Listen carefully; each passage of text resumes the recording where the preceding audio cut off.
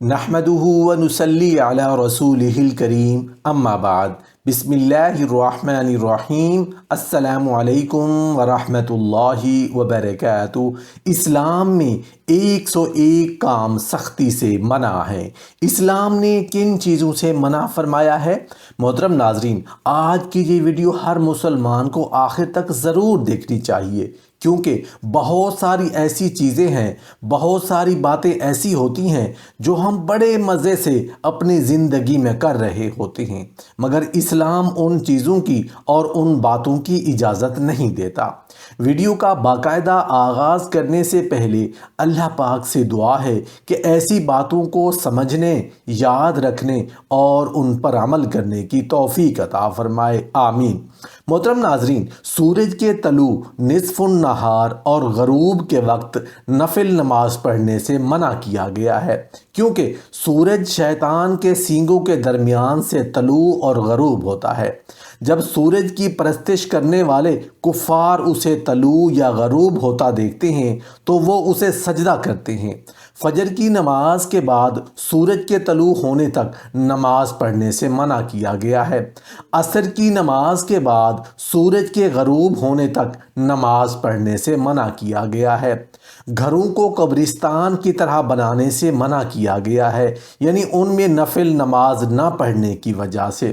فرض نماز کی ادائیگی کے متصل بعد نوافل کی ادائیگی ممنوع ہے۔ ان دونوں کے درمیان ذکر کرنا چاہیے یا باہر جا کر اندر آنا چاہیے۔ نماز میں اپنی نگاہیں آسمان کی طرف اٹھانے سے منع کیا گیا ہے۔ جب کسی شخص کو پیشاب، پخانہ وغیرہ کی حاجت ہو تو اس حالت میں نماز پڑھنا منع ہے، کیونکہ یہ چیزیں اسے نماز کی طرف کامل توجہ سے غافل اور مضطرب رکھیں گی۔ غسل خانوں اور قبرستانوں میں نماز پڑھنے کی ممانعت کی گئی ہے۔ جلدی جلدی ٹھونگے مارتے ہوئے، اوپر نیچے جاتے ہوئے نماز پڑھنا بھی ممنوع ہے۔ تیزی تیزی سے رکوع سجود کرنا منع ہے۔ اگر نمازی کو شک ہو کہ اس کا وضو ٹوٹ گیا ہے یا نہیں تو اسے اپنی نماز کو جاری رکھنا چاہیے، حتیٰ کہ وہ ریحی کی آواز سن لے یا اس کی بو سونگھ لے۔ نجومیوں اور کاہنوں کے پاس جانے سے منع کیا گیا ہے، اور جو وہ باتیں بتائیں ان پہ یقین کرنے سے منع کیا گیا ہے۔ اللہ رب العزت کے علاوہ کسی کے لیے قربانی کرنے سے منع کیا گیا ہے۔ اللہ اور اس کے رسول صلی اللہ علیہ وآلہ وسلم کے بارے میں بغیر علم کے لب کشائی کرنے سے منع کیا گیا ہے۔ وقت یا زمانے کو برا بھلا کہنے سے منع کیا گیا ہے، کیونکہ اللہ ہی اس کا نگران ہے۔ دکھاوے یا شہرت کے حصول کی خاطر اپنے اچھے اعمال کو بڑھا چڑھا کر پیش کرنے سے منع کیا گیا ہے، کیونکہ اس طرح وہ رضائے الہی کے طلب کے جذبے سے خالی ہو کر ضائع ہو جاتے ہیں۔ کسی پہ اپنے احسانات کا یوں اظہار کہ وہ پشیمان ہو اور اسے تکلیف پہنچے، اس سے بھی منع کیا گیا ہے۔ علم کے بغیر قرآن کے بارے میں بحث کرنے سے منع کیا گیا ہے۔ قرآن کے بارے میں غلط مباحث اور تعویلات کرنے سے والوں کے لیے سخت ساتھ بیٹھنے سے منع کیا گیا ہے۔ کفار کے جھوٹے خداؤں کی تذلیل کرنے سے منع کیا گیا ہے، کیونکہ اس کے بدلے میں وہ اللہ جل شانہ کے بارے میں بد کلامی کریں گے۔ اللہ کی حرام کردہ چیزوں اور کاموں کو حلال اور حلال کردہ امور اور اشیاء کو حرام کرنے سے منع کیا گیا ہے۔ اللہ کے علاوہ کسی کے سامنے بھی جھکنے اور سجدہ ریز ہونے سے منع کیا گیا ہے۔ منافقین اور فاسقین کی محفل میں لطف اٹھانے یا ان کو خوش کرنے کے لیے بیٹھنے سے منع کیا گیا ہے۔ سلام لینے سے پہلے کوئی چیز مانگنے سے منع کیا گیا ہے۔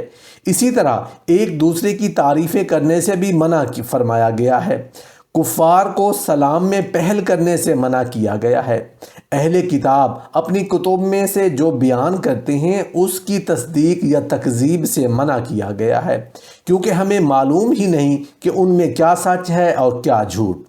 مذہبی معاملات میں علم حاصل کرنے یا نفع اٹھانے کی نیت سے اہل کتاب سے استفسار اور سوال کرنے سے منع کیا گیا ہے۔ اپنے بچوں، جھوٹے خداؤں، اللہ کے دشمنوں، آباء و اجداد یا اپنی عزت کی قسم اٹھانے سے منع کیا گیا ہے۔ یہ کہنا جو اللہ چاہے اور جو آپ اللہ کے سوا کوئی اور چاہیں منع کیا گیا ہے۔ کسی غلام کے لیے جائز نہیں کہ وہ اپنے مالک یا مالک کو رب کہے، اسے چاہیے کہ اسے سردار یا آقا کہہ کے پکارے۔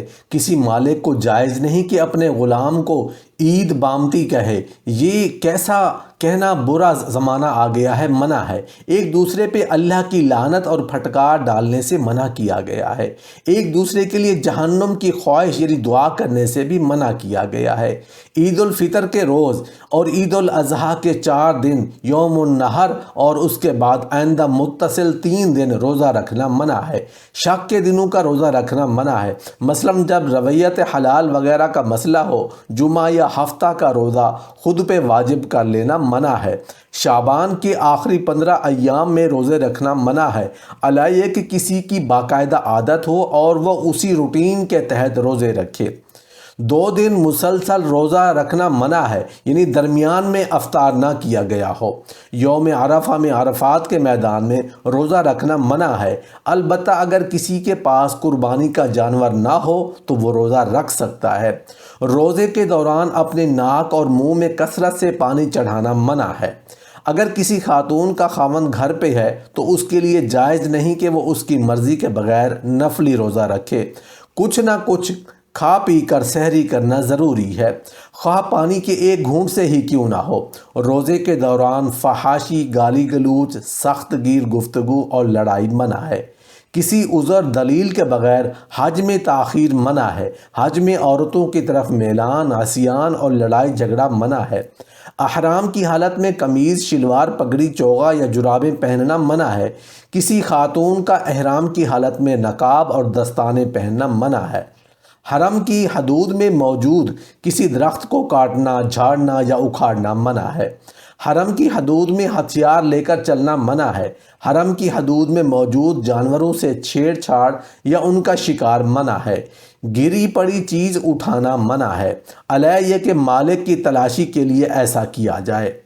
احرام کی حالت میں فوت ہو جانے والے شخص کو خوشبو نہ لگائی جائے، سر نہ ڈھکا جائے اور نہ اس کا جسم مسالے وغیرہ لگا کر محفوظ کیا جائے، بلکہ اسے احرام کے اسی لباس میں دفن کر دیا جائے۔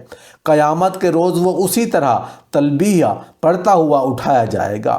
طواف وداع مکمل کرنے سے پہلے حج کو نہ چھوڑا جائے، البتہ حیض و نفاس والی خواتین ایسا کر سکتی ہیں۔ عید الاضحیٰ کی نماز سے قبل اپنا قربانی کا جانور ذبح کرنا منع ہے۔ عیب دار جانور ذبح کرنا منع ہے۔ قصاب کو قربانی کرنے کے لیے اجرت دینا منع ہے۔ جس شخص نے قربانی کرنی ہو اس شخص کے لیے منع ہے کہ وہ ذی الحجہ کے پہلے 10 دنوں میں اپنے بال، ناخن یا کوئی بھی چیز اپنی جلد سے اتارے۔ مسجد میں خرید و فروخت منع ہے۔ گم شدہ اور مل جانے والی چیزوں کا اعلان منع ہے۔ مسجد کو راستے کے طور پر استعمال کرنا منع ہے۔ مسجد کو اللہ کے ذکر اور نماز کے علاوہ کسی بھی مقصد کے لیے استعمال کرنا منع ہے۔ مسجد میں شرعی سزائیں دینا منع ہے۔ جب کوئی شخص مسجد کی طرف جا رہا ہو تو اسے ہاتھوں میں ہاتھ نہیں ڈالنا چاہیے، کیونکہ جب کوئی شخص نماز پڑھنے کے لیے جانے کا فیصلہ کرتا ہے تو وہ نماز کی حالت میں ہی تصور کیا جائے گا اور نماز میں تشبیک منع ہے۔ جب اذان دی ہے تو کسی کے لیے جائز نہیں کہ وہ نماز پڑھے بغیر مسجد سے چلا جائے۔ جب اقامت کہہ دی جائے تو نماز کی طرف دوڑ کر جانا منع ہے، بلکہ سنجیدہ اور باوقار طریقے سے چل کر آنا چاہیے۔ مسجد کے 2 ستونوں کے مابین صف قائم کرنا منع ہے، علیہ یہ کہ یہ ایسا کرنا بامر مجبوری ہو۔ مسجد میں لہسن، پیاز اور تیز بو والی چیز کھا کر آنا کسی کے لیے بھی جائز نہیں۔ کسی شخص کے لیے جائز نہیں کہ وہ مسجد میں ایسی چیز لے کر چلے جو کسی مسلمان کو نقصان کا باعث بن سکتی ہو۔ اگر شرعی شرائط پوری ہوتی ہوں تو خواتین کو مساجد میں جانے سے منع نہیں کرنا چاہیے۔ کسی مسلمان خاتون کے لیے خوشبو لگا کر مسجد جانا منع ہے۔ اعتکاف کے دوران کسی خاتون سے مباشرت ناجائز ہے۔ مساجد کی تعمیر میں نمود و نمائش اور مقابلہ بازی کرنا منع ہے۔ مساجد کو فخر و تکبر سے اپنی طرف منسوب کرنا، مساجد کو سرخ یا زرد رنگ کا کرنا، نقش و نگار کرنا یا کوئی بھی ایسا کام کرنا جس سے نمازیوں کی توجہ منتشر ہو۔ فجر کی اذان کے بعد نماز تک 2 سنت رکعات کے علاوہ کچھ ادا کرنا منع کیا گیا ہے۔ نماز کے کسی رکن میں امام سے پہلے کرنے میں منع کیا گیا ہے۔ ایک صف مکمل ہو جانے کے بعد اس کے پیچھے دوسری لائن میں اکیلے کھڑے ہونا منع ہے۔ نماز میں ادھر ادھر دیکھنا منع ہے۔ رکوع اور سجود میں قرآن کی تلاوت سے منع کیا گیا ہے، البتہ سجدہ میں کوئی سی قرآنی دعا بھی مانگی جا سکتی ہے۔ اپنے کندھے ننگے کیے ہوئے ایک کپڑے میں نماز پڑھنے سے منع کیا گیا ہے۔ جب کھانا تیار ہو اور آدمی اسے کھانا چاہتا ہو، یعنی بھوک محسوس ہو رہی ہو، تو نماز پڑھنا منع ہے۔ سجدے کی حالت میں اپنے بازو کتے کی طرح بچھانے سے منع کیا گیا ہے۔ مسجد میں اونٹ کی طرح اپنی ایک جگہ مخصوص کر لینا اور ہمیشہ وہیں نماز ادا کرنا منع ہے۔ اونٹوں کی قیام گاہ میں نماز ادا کرنا منع کیا گیا ہے کیونکہ یہ شیاطین سے پیدا کیے گئے تھے۔ نماز میں زمین صاف کرنے سے منع کیا گیا ہے، البتہ اگر کنکری وغیرہ دور کرنے کے لیے ایسا کرنا ضروری ہو تو ہاتھ سے صرف ایک مرتبہ صاف کرنا کافی ہے۔ نماز میں منہ ڈھانپنے سے منع کیا گیا ہے۔ نماز میں اپنی آواز اتنی بلند کرنا کہ دوسرے لوگ پریشان ہوں منع ہے۔ نیند کی حالت میں قیام اللیل جاری رکھنا منع ہے۔ اس حالت میں سو جانا بہتر ہے، بعد میں اٹھ کر پڑھ لیں۔ تمام رات نوافل ادا کرنا منع کیا گیا ہے، بالخصوص اگر ایسا مستقل طور پر کیا جائے۔ نماز میں جمائیاں لینا اور ریح خارج کرنا منع ہے۔ مسجد میں لوگوں کی گردنوں کو پھلانگنا منع کیا گیا ہے۔ نماز میں اپنے کپڑے اور بال سنوارنا منع ہے۔ ایک دفعہ ٹھیک طرح سے ادا کی گئی نماز دہرانا منع ہے۔ اس کا فائدہ ان لوگوں کو ہے جو شیطانی وساوس کا شکراتے ہوئے انہوں نے نماز پڑھی بھی ہے یا نہیں۔ نماز جمعہ سے پہلے مسجد میں دائروں کی شکل میں بیٹھنے سے منع کیا گیا ہے۔ خطبہ جمعہ کے دوران کنکریوں وغیرہ سے کھیلنے سے منع کیا گیا ہے۔ خطبہ جمعہ میں اضطراب کے اظہار اور بولنے سے منع کیا گیا ہے۔ خطبہ کے دوران رانوں کو پیٹ سے ملا کر بیٹھنا منع ہے۔ خطبہ کے دوران اپنے اوپر چادر لے کر مکمل جسم چھپا کر بیٹھنا منع ہے۔ خطبہ کے دوران اپنی انگلیوں کو تشبیک، دونوں ہاتھوں کی انگلیوں کو ایک دوسرے میں پھنسانا کی شکل میں رکھنا منع ہے۔ جب فرض نماز کے لیے اقامت کہہ دی جائے تو کوئی اور نماز پڑھنا منع ہے۔ کسی معقول وجہ کے بغیر امام کے لیے جائز نہیں کہ وہ نمازیوں سے اونچی جگہ کھڑا ہو۔ کسی نماز پڑھنے والے کے سامنے سے گزرنا منع کیا گیا ہے۔ کسی نمازی کے لیے جائز نہیں کہ وہ اپنے سامنے سے کسی کو گزرنے دے۔ اگر کسی کے سامنے سترہ پڑا ہے تو اس کے اور سترہ کے درمیان کسی کو نہ گزرنے دیں، البتہ سترہ کے آگے سے لوگ گزر سکتے ہیں۔ نماز میں قبلہ کی طرف یا داہنی طرف تھوکنا منع ہے، البتہ اپنی بائیں طرف یا بائیں قدم کے نیچے تھوک پھینکا جا سکتا ہے۔ کسی نماز پڑھنے والے کے لیے روا نہیں کہ وہ اپنا جوتا اپنے دائیں یا بائیں ساتھ رکھے۔ اگر وہ ضرور ایسا کرنا چاہتا ہے تو ایسا نہ ہو کہ وہ اپنے ساتھ والے لوگوں کو پریشان کرے۔ اسے چاہیے کہ اپنا جوتا اپنے دونوں قدموں کے درمیان رکھے۔ اگر کسی شخص کو شک ہو کہ کہیں وہ نماز عشاء ضائع نہ کر بیٹھے، اس کے لیے جائز نہیں کہ وہ عشاء سے قبل سوئے۔ کسی شرعی عذر کے بغیر عشاء کے بعد بولنا منع ہے۔ کسی شخص کے علاقہ میں جہاں وہ نماز پڑھتا ہے اس کی اجازت کے بغیر نماز پڑھانا منع ہے۔ مہمان کے لیے روا نہیں کہ وہ میزبان کی امامت کروائے، علیہ یہ کہ میزبان خود اس سے ایسا کرنے کے لیے کہے۔ کسی شخص کے لیے جائز نہیں کہ وہ ان لوگوں کو امامت کروائے جنہیں اس پہ شرعی اعتراضات ہوں۔ اسلامی شریعت میں شرک سے منع کیا گیا ہے، خواہ وہ کبیرہ ہو یا صغیرہ، چھپا ہوا ہو یا ظاہر۔ تعویذ لٹکانے سے منع کیا گیا ہے۔ ایسی چیزیں پہننے سے بھی منع کیا گیا ہے جو نظر بد سے بچنے کے لیے پہنی جاتی ہیں۔ دو افراد میں جدائی کروانے یا ان کو ملانے کے لیے کیے جانے والے جادو ٹونے سے منع کیا گیا ہے۔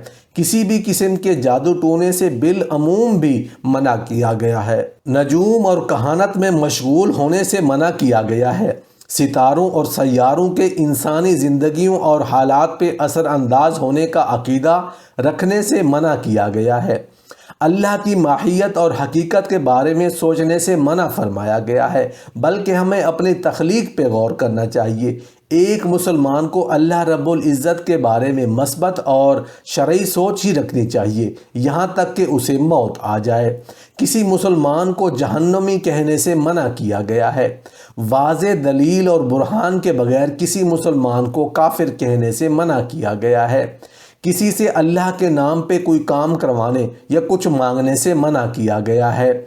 البتہ اگر کوئی اللہ کے نام پہ سوال کرے تو اسے انکار کرنے سے بھی منع کیا گیا ہے، علیہ یہ کہ وہ گناہ کا کام نہ ہو، کیونکہ یہ اللہ کے حق کی تکریم ہے۔ توہم پرستی سے منع کیا گیا ہے، کیونکہ یہ مایوسی کی ایک شکل ہے۔ مشرکین کے ممالک میں جانے اور وہاں رہائش پذیر ہونے سے منع کیا گیا ہے۔